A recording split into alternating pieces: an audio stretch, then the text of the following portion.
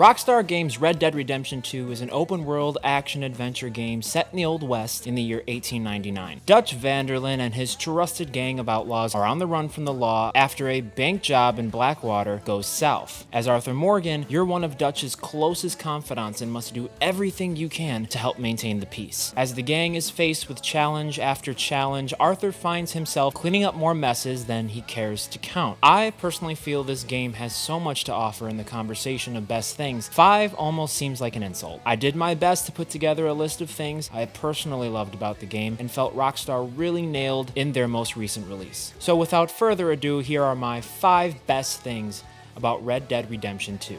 Number 5 is one of the most enjoyable characteristics of an open world game: minigames and side missions. Whether you're looking to satiate Arthur's hunger by fishing or hunting, or you're looking to win some money and battle the monotony of outlaw life in the Old West with some hands of poker, or maybe knives do it for you.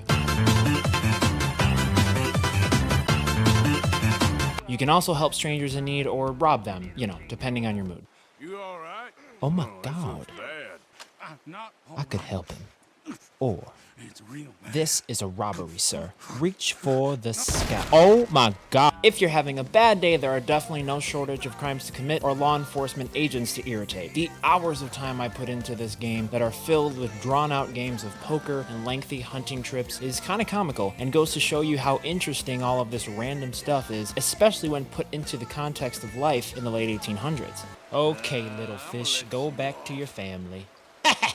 Reach for the sky, fish. Number 4 on this list is something that has really become a staple for Rockstar Games, and in my opinion is a solid step up from GTA 5. The weapons mechanics. Once again, a Rockstar game features an incredibly fun and easy to use weapons wheel. Some improvements over GTA 5 feature the ability to dual wield weapons and cycle through the storage on your person as well as your horse. Being able to slow down time during a battle and heal yourself or your horse by using the wheel was a much needed addition. Some other features brought over from previous Rockstar titles is the aim assist and, of course, Deadeye. There is something so incredibly satisfying about getting ambushed by an overconfident group of enemies, selecting a weapon from the wheel, aiming right on the enemy, targeting everyone with Deadeye, and unleashing hell. This action is capped off by some of the most brutal kill shots one can experience with an added touch of slow motion. Number 3 is done particularly well in this game. It's complicated yet subtle, specific yet general. This is a feature very near and dear to my heart: customization. In Red Dead Redemption 2, you can buy or steal things in order to take ownership of them. Depending on what stage of the game you find yourself and how much money you have, you can own some pretty sweet stuff. Shooting guns is cool, but outfitting your guns with upgraded parts to improve performance is better. Not only that, but you can change the color of individual parts and add engravings to give your weapons a personal touch. It doesn't stop at weapons. You can create custom outfits from shirts and pants all the way to hats and boot accessories. It's extensive. It is right in the pocket between essential and unnecessary, posing the question, is this for look or function? Both? This question consistently came up when I was customizing my horse. Hair color, saddle, footholds, even a blanket under the saddle, for added comfort when you're jumping on trains and stuff. Okay, Arthur, you will not be left behind. Not again. It's just me and Mr. Train. Not today, Jesus. Yeet! While we're on the topic of hair, let's talk about Arthur's. It grows as time in the game passes. Because of this phenomenon, you have a few choices. Maintaining the hair on his head as well as the hair on his face is your choice. Shame on you if you don't. He's an outlaw, not a Viking. I have to say though, mutton chops and long hair on Arthur looks suspiciously familiar.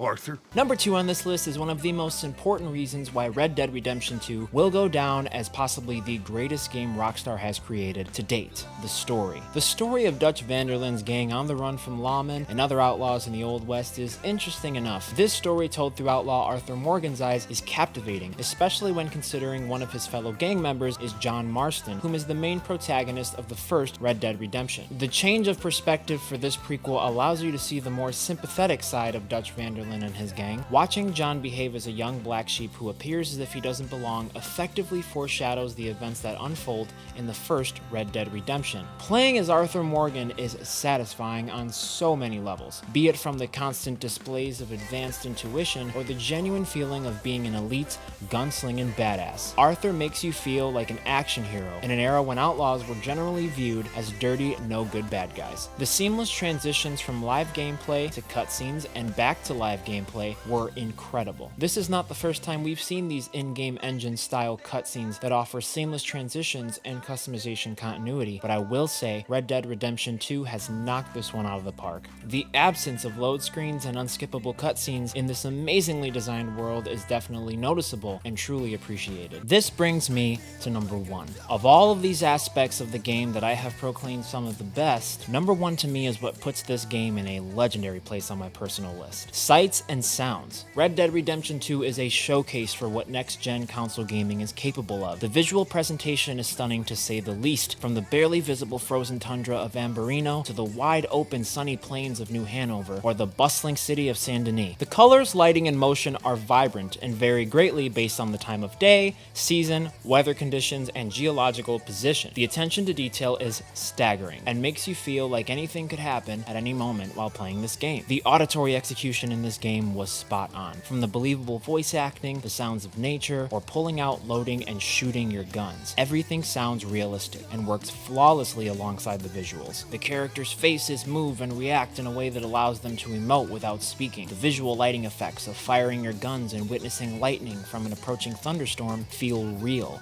and invoke an emotional response. You will find yourself taking a casual night ride with your horse, just minding your own business. You'll think, it's quiet, and there are a lot of trees around me. I don't like this. You will then be attacked by wolves. Your horse, spooked from the predatory encounter, will desert you, and you will die. Oh, not today, Mr. Oh my God! At that point, you'll turn the game off and try your very best to fall asleep, but you won't. That is what this game does. It allows you to live in this world and experience it with not only fun and excitement, but hopelessness and despair. Rockstar Games created a monster, and they should feel pretty damn good about it. For those of you that stuck around to the end of this video, if you didn't regret the decision and would like to see more, please like, subscribe, and leave a comment letting me know what you liked, didn't like, or would like to see in the future. I'm Matt with The Town Gaming, and I'll see you next time. Adios.